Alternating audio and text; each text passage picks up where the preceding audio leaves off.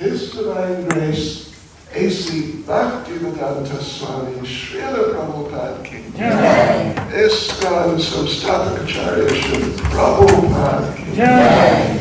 Shri Shri Jagannath Baladev Subhadra Devi Ki Jai. Sankirtan Yajna Ki Jai. Srila Prabhupada Ki Jai. Go Premanande. All glories to the assembled devotees. All glories to the assembled devotees.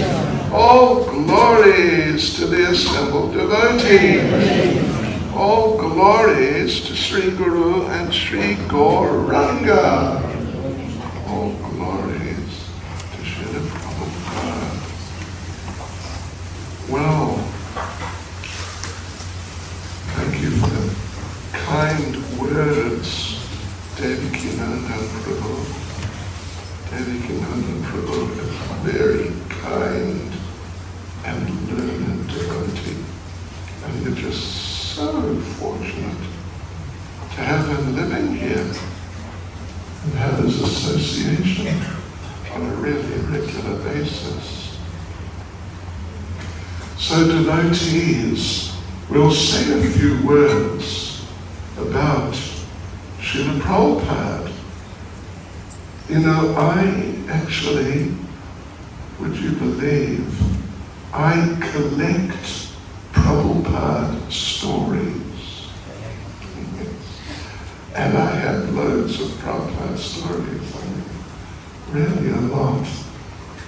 And we sometimes have like a seminar just on Prabhupada, all different accounts of things he's done and how in the things he's done, how he has displayed different qualities and, you know, like symptoms of very elevated and wonderful Krishna consciousness. So we'll do that right now, just briefly. We will talk about different incidents involving Srila Prabhupada. And yeah, first one is a very important one, and it's one we may not hear about so much. It is Prabhupada's humility is not a subject which is so much like different incidents where Prabhupada distributed extraordinary humility. You don't hear so much about that, at least in my experience. So let us do that. First of all, chant some prayers. Nama Om Vishnupadaya Krishna Prasna Bhutale Shrimati Bhakti Vedanta Swaminiti Ramane Namaste Saraswati Deve Gauravani Pracharane Nirvishesha Shunyavani Vasvichala Vishnatari Shri Krishna Chaitanya Prabhu Nityananda Shri Advaita Gadadhara Shivasani Gaura Bhakta Vrinda Hare Krishna, Krishna Krishna, Hare Hare, Hare Rama, Rama Hare Hare. Vanchkam Triviyasya Kripa Sindhuvya Evacha. Panitana Bhavanebhyo Vaishnavebhyo Namo Namaha. Hare Krishna.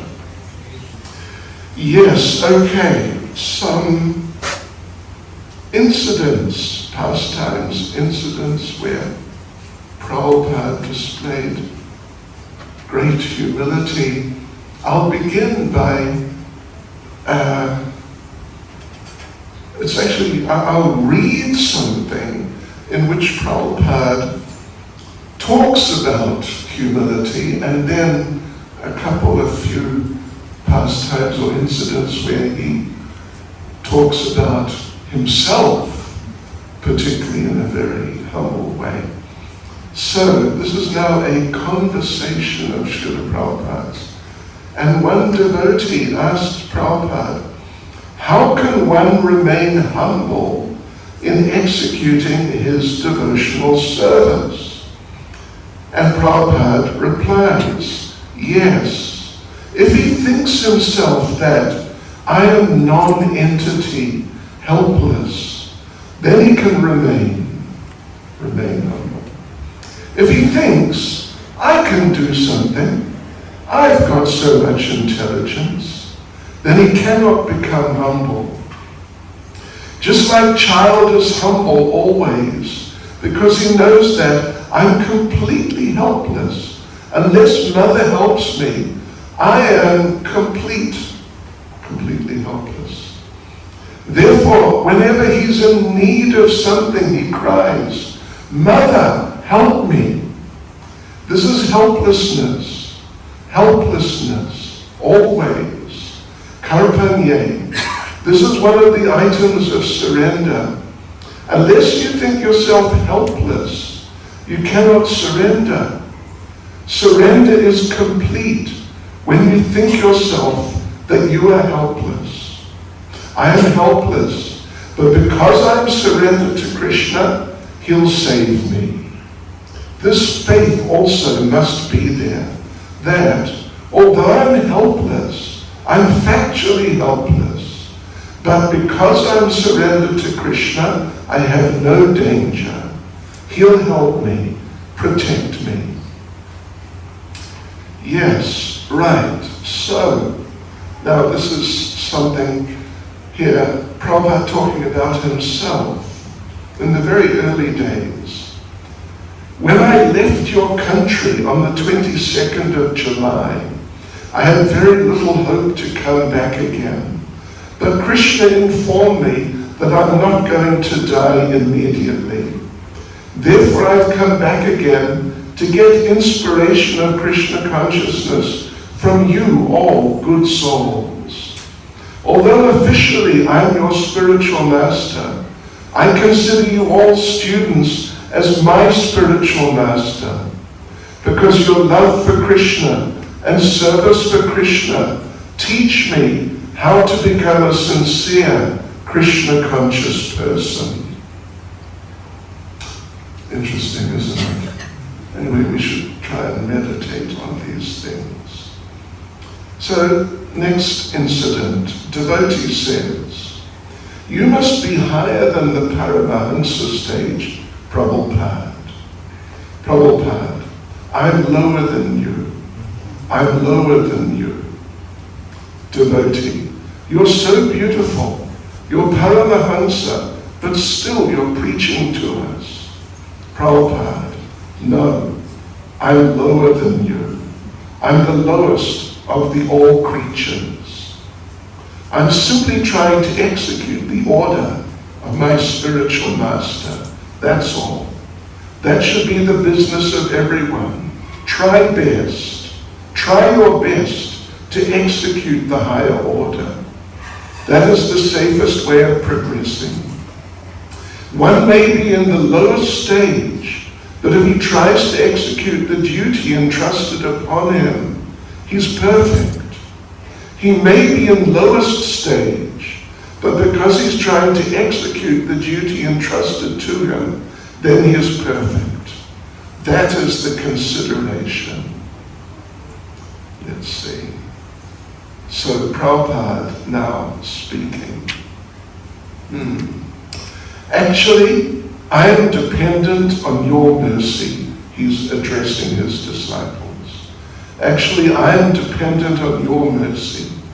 If you kindly follow my instructions and continue to push on Krishna consciousness, that will make me very happy. You must very strictly observe the regulative principles and chant 16 rounds a day, and Krishna will give you guidance. That is also stated in the Bhagavad Gita. Tesham sadatayuktanam vajatam priti purvakam dadani buddhi yogantam yenamam upayatite. To those who worship him with love, Krishna gives the guidance so that they can come back to him. So, another one, let's see.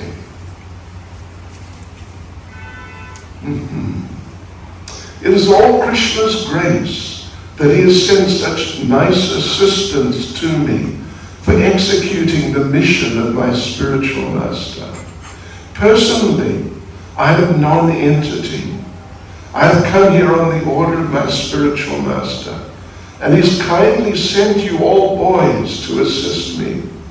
So whatever is being done, there's no credit for me, but all the credit goes to my spiritual master, because he's arranged everything, and I am simply to abide by his order. Yes. So something else. And because you're already acquainted with Krishna, I have no objection to accepting you as my disciple. Practically, I do not have any disciples. I select so many masters to train them in the service of the Lord. Your natural attraction for Krishna makes it show that in your previous birth, you have cultured the science of Krishna consciousness. And the last one on this theme, there are others too. From my personal point of view, I think that I'm so sinful that I cannot even approach Krishna to show me any favor. But I have only one hope, my spiritual master. He is very kind. So somehow or other he's dragging me towards Krishna. That is the only hope. Sri Chaitanya Charitamrita says, therefore, Guru Krishna, by the mercy of the spiritual master and by the mercy of Krishna, one gets into Krishna consciousness. Narada Muni is our original spiritual master, and he has dragged so many fallen souls towards Krishna. And we are also hoping to be dragged by him through the disciplic succession.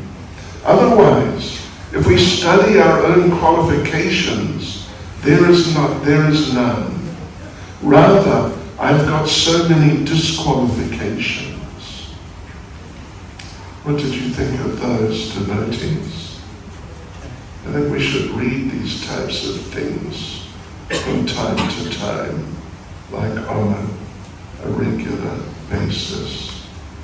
Prabhupada, there may be this idea that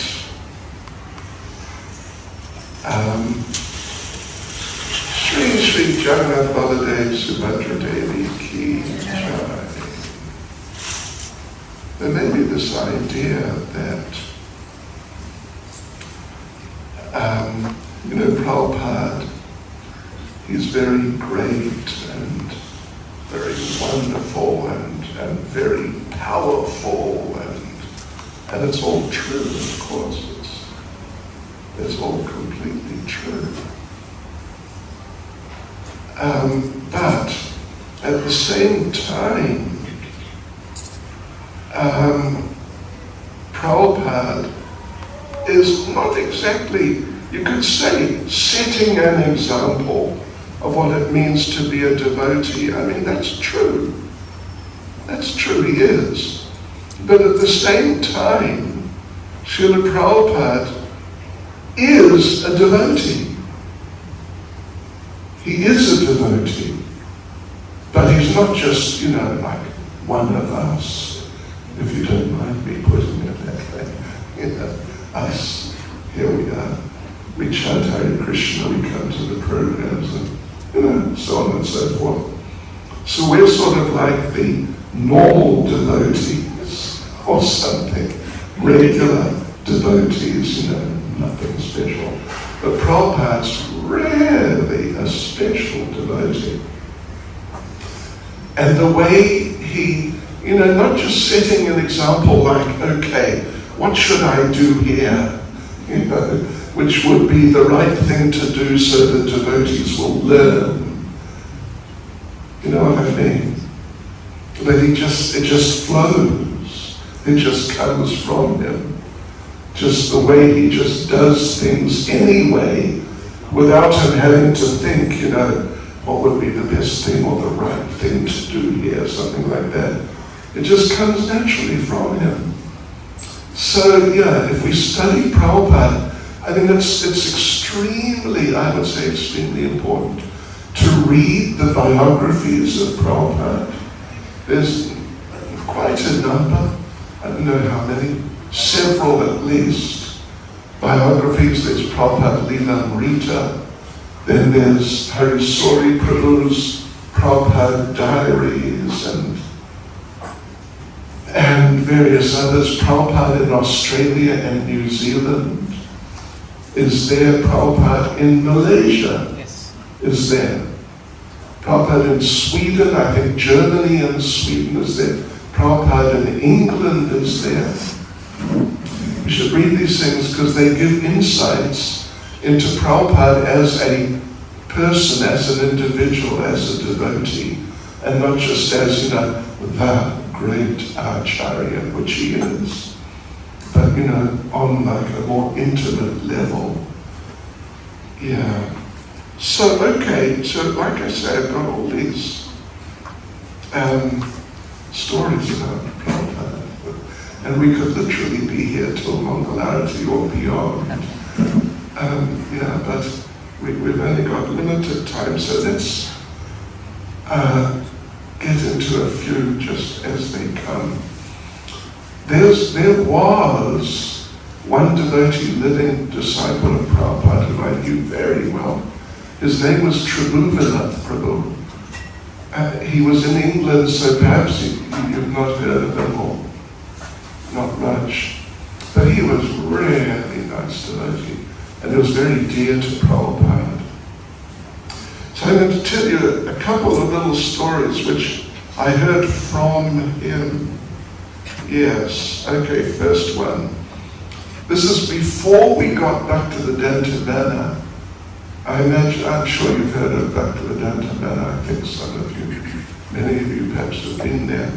So before that, we just had a city centre temple right in the centre of London, in a street called Berry Place. And I am from the Berry Place gang. That's what they sometimes call us, the devotees who joined in that temple. in very place. So now this incident happened before I joined. It was 72. I only got in there January 73. So what happened was that Prabhupada's giving Srimad Bhagavatam class, and in that little temple, it was about a quarter the size of this temple room here, and the altar, and Prabhupada's Vyasasana was actually on that side, but positioned almost like I'm positioned here, except the altar area is much smaller, and Prabhupada could practically lean across and touch the deities rather than the Ishvara, but on that side with his right to the deities. So one time then Prabhupada's sitting there giving class, and he stopped and he turned and looked at the deities rather than the Ishvara. And he became emotional. The devotees could see that he was really becoming emotional, transcendentally. And then he turned to the devotees and he said, I have captured Krishna, and I'm holding him here for you. So now you can please come and take him. Yeah. And it is really like that. That Prabhupada had Krishna, and therefore he could give Krishna in a really substantial way, like impactful way. I remember one incident when I was present in Bhaktivedanta Manor, probably 1974. Prabhupada was giving class in the Bhaktivedanta Manor temple room, which is kind of maybe the size of this, but kind of wider and squarer. And Prabhupada's Vyasasana was at the back, directly facing the altar. And we would sit for the class, we would sit facing the center. So we don't have our backs to Prabhupada or the deities. So everyone's sitting, like on the men's side here, you're sitting that way. On the ladies' side, you're sitting this way. So we're all sitting there. Prabhupada just finished singing Jai Radha Madhava, and we're looking at Prabhupada. And Prabhupada stopped, and he looked at the deities, but we're looking at him. And Srila Prabhupada said, Radha and Krishna are dancing very happily this morning.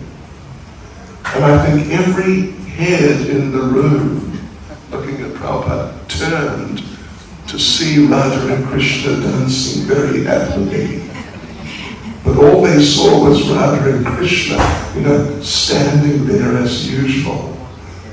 But Prabhupada had a deeper type of insight, much deeper. Yes, and another time I was there in Bhaktivedanta Manor, Prabhupada's giving class, and Prabhupada was talking about how we should respect devotees, appreciate devotees, and never minimize devotees, even if they're sort of new devotees or devotees who have some problems, some shortcomings, and maybe not so humble and not so enthusiastic to offer service. So, but anyway, so Prabhupada's talking like that. Then Prabhupada at one point, he said, yes, devotees are very important. Prabhupada said, you don't know who you may be sitting next to right now. Prabhupada said, it may be Narada Muni. And everyone turned to look at the devotee sitting next to them, who might be Narada Muni. Right, okay. So another time, this is just an amusing little one, but it's, pretty amazing. Prabhupada was going to a program in London. He did a series of programs which are recorded. One of them, if I remember correctly, is the introduction to the Ishopanishad. So these were programs in a place called Conway Hall, which is also kind of central London, more or less. But the devotees had to drive there on the other side of central London. So they're driving along, I don't know if you know central London much, down past Trafalgar Square, then you take a right, and then you go down. It's actually the driveway of Buckingham Palace, but it's just a public road, and it just goes straight to the entrance of Buckingham Palace, and then takes a left around Buckingham Palace. So they're on that road heading straight towards Buckingham Palace. And one devotee in the car with Srila Prabhupada said, Srila Prabhupada, you know, one of the guards at Buckingham Palace has become a devotee. One of the guards, very important man, you know, they wear these big black hats. Yes, one of the guards, he's a very important man, and he's become a devotee. Yes, and Prabhupada said, oh, I see. And Prabhupada said, and what about the Queen? That is like classic Prabhupada. Prabhupada could be so extremely funny, you know, in nice ways. And for that matter, the Queen, the late Queen, had, you know, a reasonable amount of association with devotees. Every year she holds a tea party for all religious leaders, and the temple president of Bhaktivedanta Manor would always go for years and years and meet the Queen and shake hands and, you know, have a little exchange for a few seconds. And one time she visited, what do they call it? Anyway, the school we have in Avanti Krishna School in Harrow. It's sort of like the Indian area of London in a sense, northwest London. She went there and she spent about half an hour there, and she stood through the arati while all the children were singing in front of the deities, and she was there. So, you know. So Prabhupada, it's amusing. And what about the Queen?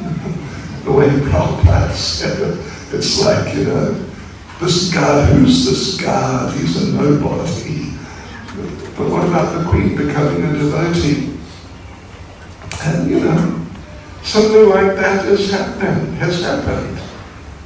Yes, okay, so, let's see. Right. So, here's something, here's a nice one, I like this one. There's one devotee named Trivikram Swami, Trivikram Maharaj. Some of you, I don't know, did he come here? No. Not come? He's not come through him. Okay. But he's come through relation. Oh, I see. Anyway, he was one of the very early devotees, one of the first sannyasis. He was also very close to Prabhupada. And if he ever comes, try and sit him down and get him started telling his stories about his association with Prabhupada. So one day he was telling us how Prabhupada in Vrindavan, Prabhupada every day would have a massage, twice a day actually, but one day his masseur was ill and couldn't do it. I mean, got quite ill and just couldn't do it for a while. So Trivikram Maharaj volunteered. There was no one else who had experience, and he didn't either, but he was enthusiastic, so they said, yeah, okay. So he started massaging Prabhupada. And Prabhupada, you know, he would give some tips as it went on. But Prabhupada was quite happy with his massage then.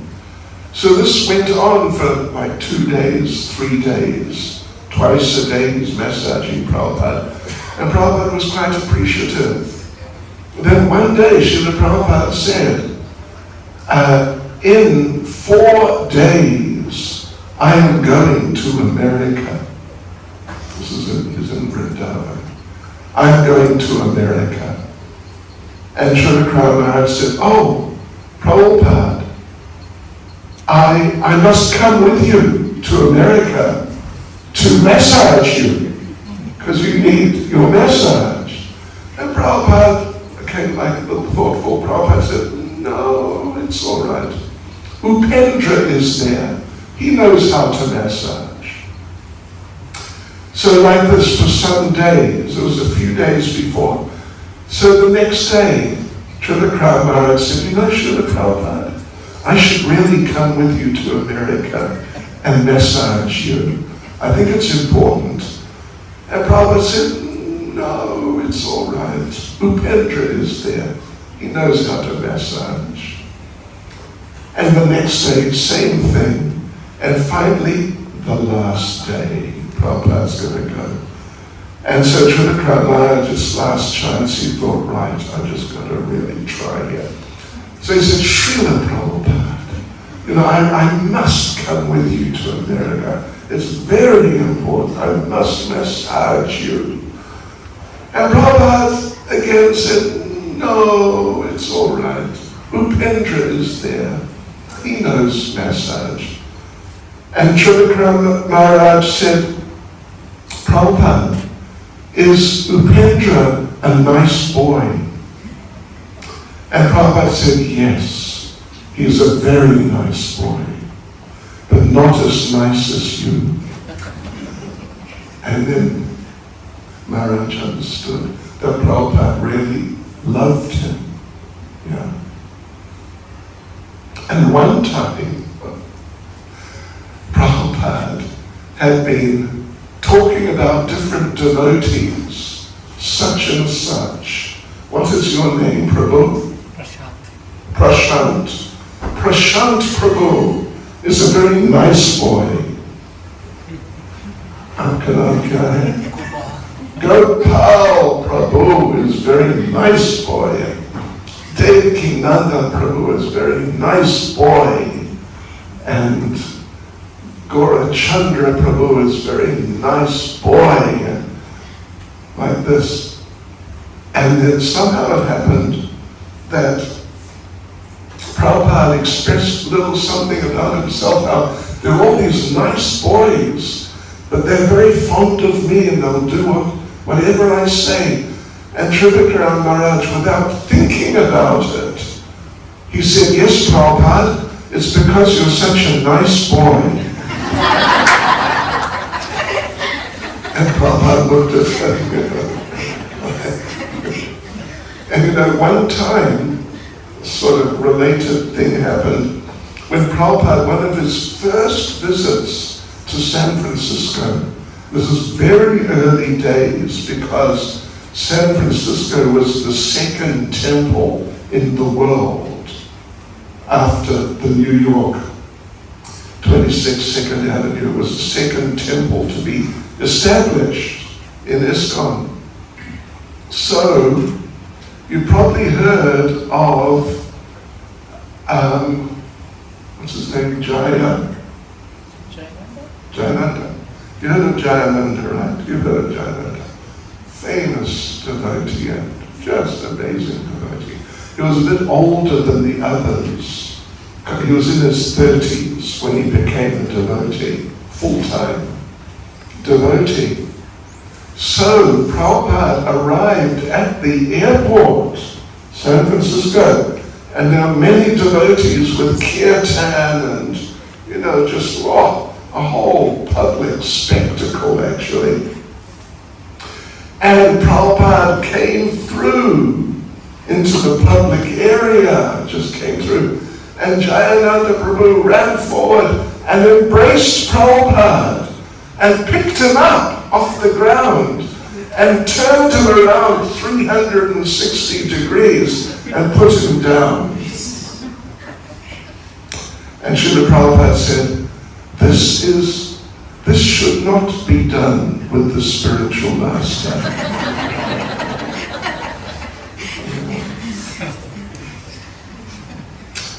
Yes, okay. So, I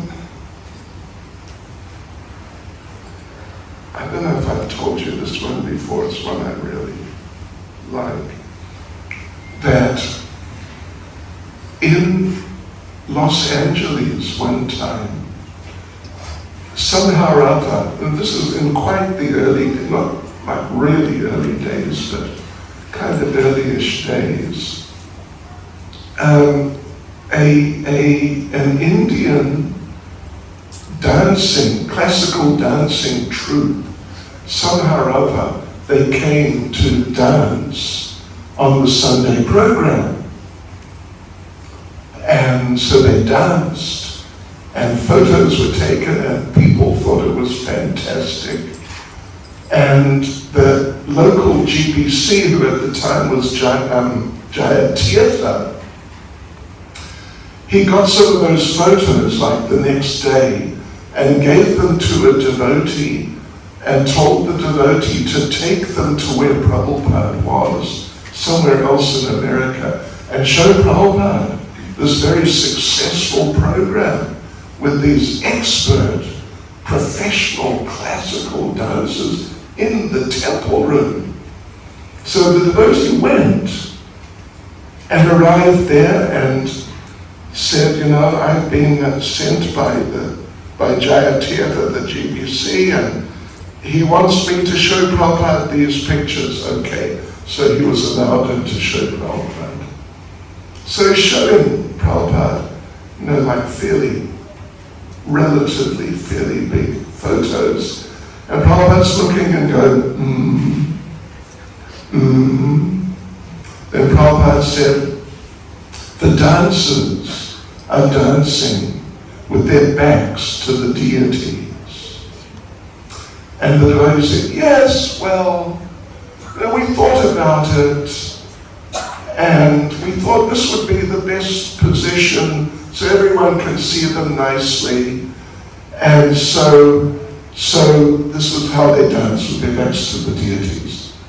And Srila Prabhupada said, but Srila Rupa Goswami says in Nectar of Devotion, you must not turn your back to the deities. And the devotee understood, whoops, Prabhupada's not happy about this point. So the devotee said, well, Prabhupada, we thought about this, we discussed this, but our GBC, Jaya Tirtha, said it was all right. And Prabhupada said, oh, I see. Srila Rupa Goswami in Nectar of Devotion says you must not turn your back to the deities, but Jaya Tirtha says it is all right. Prabhupada said, just see, Jaya Tirtha has become big acharya. And then Prabhupada said, that is the problem in ISKCON, too many big acharyas. And another one,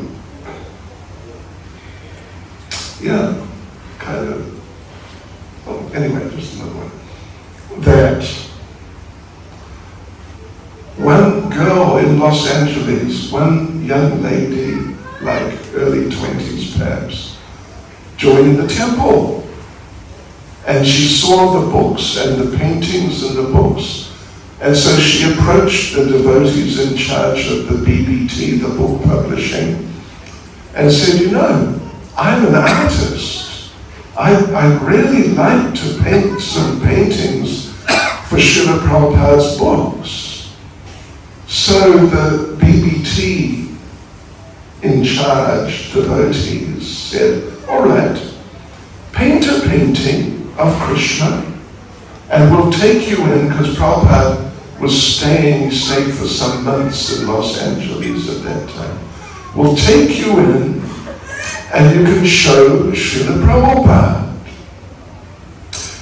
okay, so she painted a painting. And they took her in. This was Rameshwar, and I may be Jayadvaita, but anyway, the two leaders of the BBT took her in, and she gave the painting to Prabhupada. And so Prabhupada looked at it, and you know better than me, although I know pretty well, the head movements of Indian people, right? So Prabhupada moved his head in not an Indian way, but a Western way, just like that, like a no reaction. And Prabhupada said, what is this painting? What is it meant to be? The painting was of Krishna looking extremely upset, like he's crying, he's miserable. It's just been a bad day. So Prabhupada asked the young lady, what is this painting? And she said, Srila Prabhupada, this is a painting of Krishna feeling separation from Srimati Radharani. And Prabhupada said, this is not what Krishna looks like when he's feeling separation from Radharani. That separation is the highest ecstasy. You have made Krishna look, he's getting a bit strong with her. You have made Krishna look like some young boy who's lost his girlfriend. So we cannot use this painting. We cannot use this painting. And the girl broke down crying right in front of Prabhupada. Just crying and really crying. And the devotees could understand the two, well, I think they were both brahmacharis at the time, could understand that that's the end of this little, program here. We've got to take her out. But they didn't want to sort of pick her up or even to touch her because they're like staunch brahmacharis. So they're just sitting there and waiting. And she's crying and crying. And Prabhupada's watching her, Prabhupada's still holding the painting. Then after, however long it was, like maybe 30 seconds or just waiting while she's crying and crying, Srila Prabhupada said, 1 minute, just 1 minute. I think we may be able to use this painting. I think so. Trying to reciprocate with this poor little girl. Prabhupada said, we will call this painting Krishna has a headache.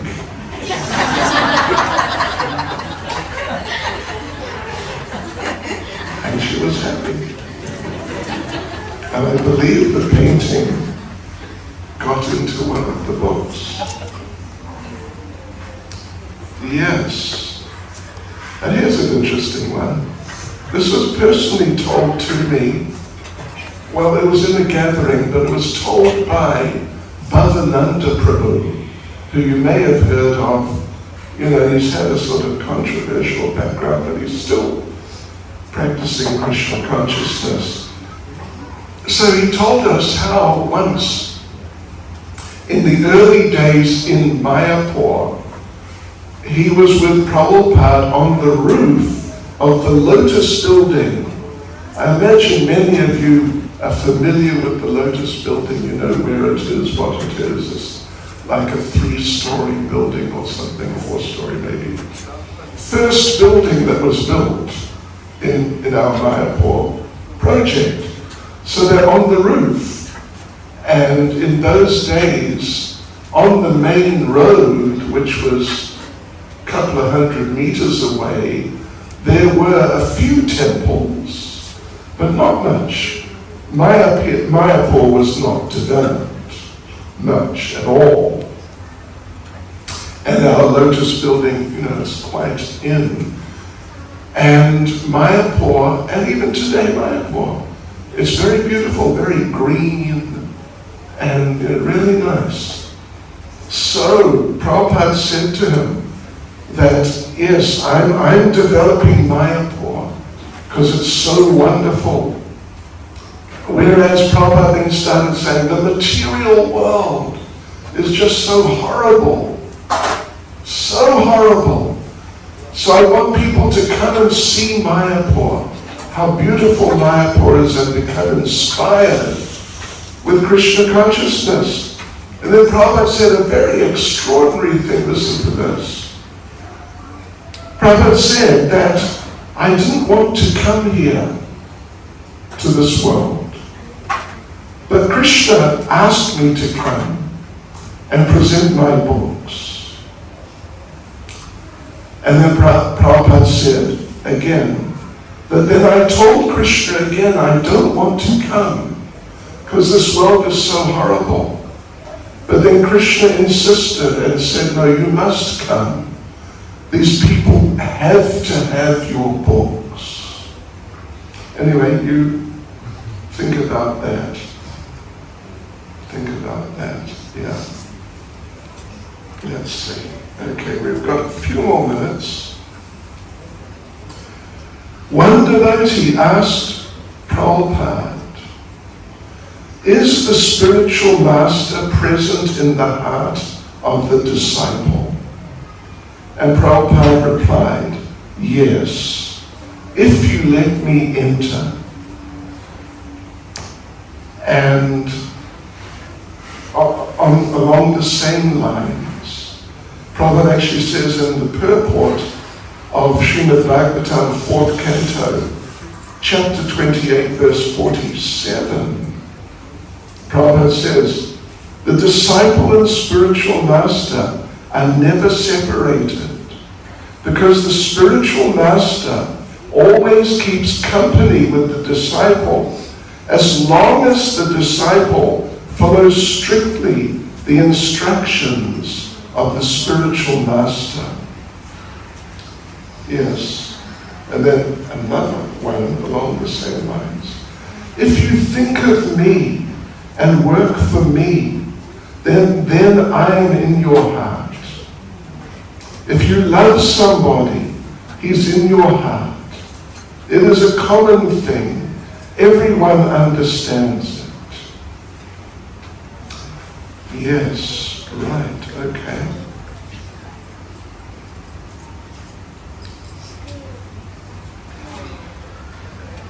Here's an interesting one about Jayananda Prabhu. Anyway, I don't think I've told you this before. Prabhupada was visiting America, he was somewhere in America in one temple, and when Prabhupada would come, then particularly senior devotees, they would gather wherever Prabhupada happened to be visiting. Shri Shri Jagannath Baladev Subhadra Devi Ki Jai. Yeah, so devotees would gather. So at that time, Jayananda Prabhu was there, visiting that temple while Prabhupada was there, and so was Tamal Krishna Goswami. So one day, immediately after Mangalarati, just after Mangalarati, the senior devotees, it's very common practice, they just sit down straight after the Mangalarati, or after the Tulsi Puja, that follows straight after the Mangalarati, and they just sit down and chant Gayatri, senior devotees. It's very common practice, still it's very common. So they're sitting down, Tamal Krishna Goswami, some other senior devotees, and Jayananda Prabhu, who was also a very senior devotee. But those of you who have second initiation will know that to chant Gayatri, it takes plus or minus 5 minutes, it's something like that, approximately. Jayananda Prabhu finished in 1 minute. So there's Tamal Krishna Goswami. Well, he used to come here, Tamal Krishna Goswami. And he was a really nice devotee, and he was a very particular devotee, attentive to detail, and So, he's sitting there still in the early part of Gayatri, and Jayananda's finished after 1 minute. So Tamal Krishna Maharaj became disturbed. So he finished, after say 5 minutes or so, and he got up to go and see Prabhupada to report this. Yeah. So he approached Prabhupada, the door of Prabhupada's room, and Prabhupada's secretary or servant was at the door, like blocking the door. And Tamal Krishna Goswami was not a person you could stop from doing anything really, but now he really wanted to see Prabhupada. And the servant said, no, you have to wait, Prabhupada is busy. He said he doesn't want to be disturbed. And Tamal Krishna Goswami said, well, what's he doing? And the devotee said, I don't know exactly, but Jayananda Prabhu is with him. So, after some minutes, Jayananda Prabhu came out. And Tamal Krishna Maharaj asked him, what were you doing with Prabhupada? Jayananda Prabhu said, he was giving me the Gayatri mantras. Now, he had received the Gayatri mantras a good couple or few years before, actually. And, he'd been chanting Gayatri after Mangalarati with the others. But now he says, I was with Prabhupada and he was giving me the Gayatri mantras. And Tamal Krishna Goswami said, what do you mean he was giving you the Gayatri mantras? You got second initiation a few years ago. So what's going on? And Jayananda very humbly said, yeah, I know. But I have such a problem. I keep forgetting the mantras. So every now and then I go back to Prabhupada and he gives me the mantras again. And that's what he just did. And Tamal Krishna Goswami, he got, really disturbed. And he just took Jayananda by the arm and just marched into Prabhupada's room and complained to Prabhupada.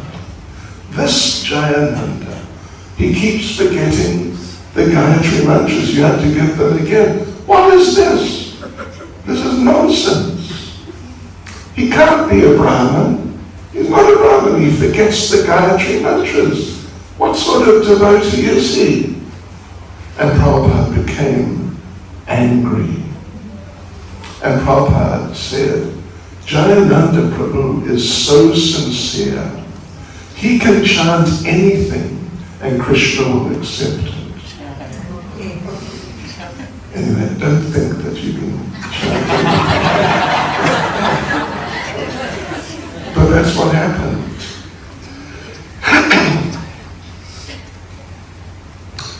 Yes.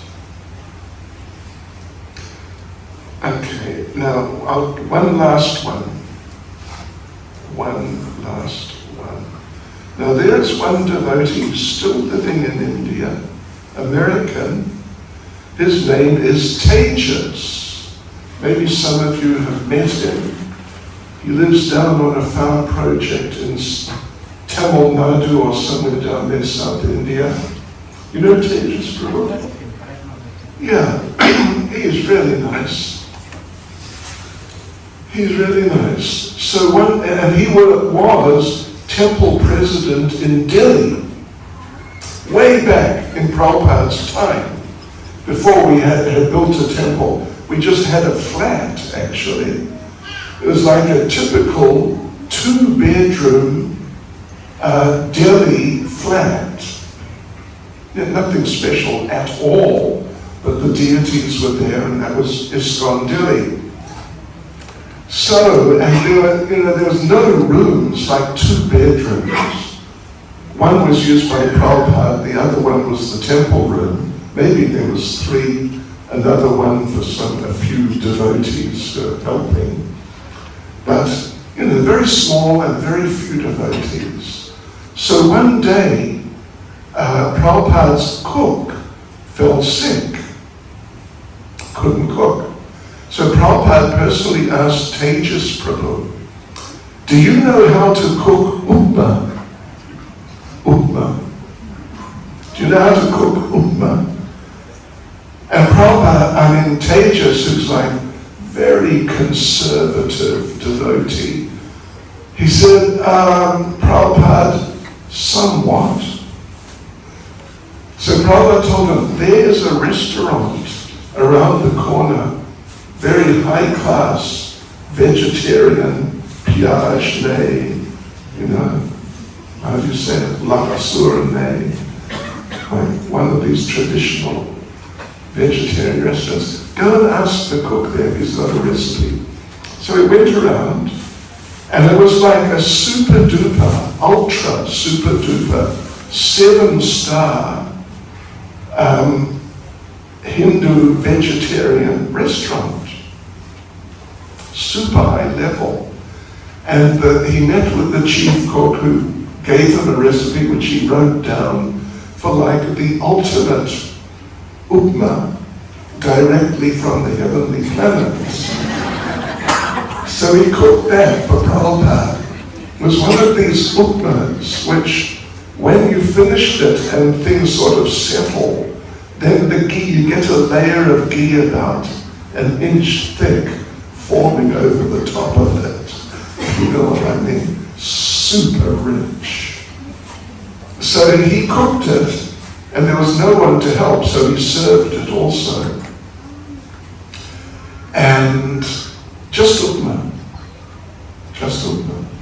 And Prabhupada ate. Normally when Prabhupada had lunch, he'd take some of what the devotees had cooked and leave the rest. And he would never, ever have seconds. Or he would never finish what he was serving. So this time, Srila Prabhupada finished the whole plate of upma. And he asked Tejas, is there any more? Yes, Prabhupada.